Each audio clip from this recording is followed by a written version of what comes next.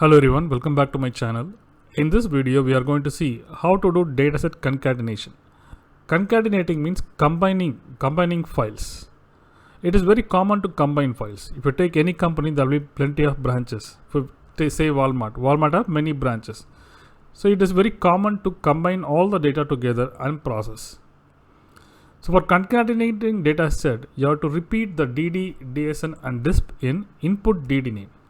For example, we are going to combine the datasets in sort program. You can combine the datasets in any program. It could be a COBOL or PL-bar1, EasyTrip, assembler. It could be any IBGener or sort, anywhere. Basically, you are going to repeat DD, DSN and DISP. DD operation, DSN and DISP operands. But ddname, as far as ddname is concerned, you have to give only one ddname. But DD, DSN and DISP can be repeated. You can combine up to 32 input files as far as I know, but the limit might be huge, more than 32 files also. Here in this JCL, we are going to combine all these 6 datasets. Okay, I'm going to repeat this line, but remember ddname should be only one, and I'm going to change the file name to sort22. I'm going to repeat this 4 times. I'm going to change the file name 5 and 6. I'm going to change the output file name. So this is how we combine the files. You can concatenate not only in sort, in IBGener, in COBOL program, anywhere. You have to repeat operation and operands, DSN and DISP operands. And when you combine the files, make sure pay attention to the space. Space will increase. You have to make sure you give proper space in the output file, because you're going to process more data. Okay, here in this step I have combined 6 input files.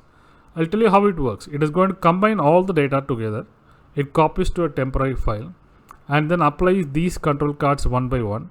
Then the resultant data in a temporary file will be copied to this output file. I'm going to submit this. So max is 0. So all these data have been combined and sort fields is applied, and some fields also is applied and copied to this. Okay, let me show the JS output. The output might be more than this,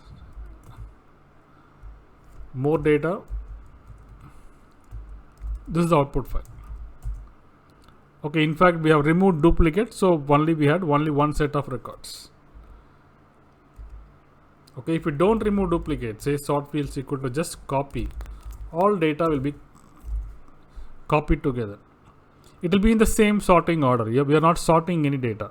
So it will copy. The first few records will be from this file, second set of records from this file, third set of records from this file. It will just going to be appending at the end.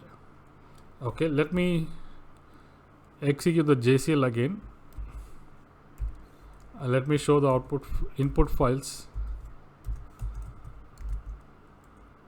So we have around 14 records here. Again 14. Okay, we have 7 records. Okay, again 7. So for 42 and 47. Okay, this file is empty. 47 records. So 14 records, 14, 7, 7, 7, 7, 7 and 5 and 0. The last file is empty. What I'm going to do, I'm going to change this disposition as share because file is already there. Okay, when you give share, DCB and space are not required. Even unit parameter is not required. But even if you give, it is not a harm. I'm going to submit this. Max is 0. So this should have 47 records. All these data combined together in the same manner. How we concatenated in the input file. You can see all the data has been combined. I'm assuming it will be 47.